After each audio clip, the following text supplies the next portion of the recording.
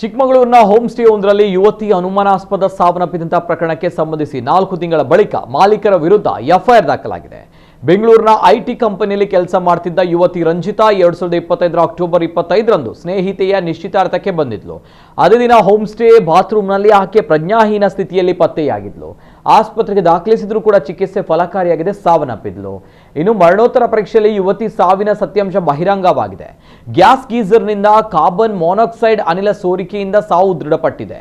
ಈ ಹಿನ್ನೆಲೆ ಸರಿಯಾದ ವೆಂಟಿಲೇಷನ್ ವ್ಯವಸ್ಥೆ ಇಲ್ಲದಿದ್ದಕ್ಕೆ ದುರಂತ ಕಾರಣ ಎಂದು ಹೋಮ್ ಸ್ಟೇ ಮಾಲೀಕ ಸುಧಾಕರ್ ವಿರುದ್ಧ ಎಫ್ಐಆರ್ ದಾಖಲಿಸಲಾಗಿದೆ.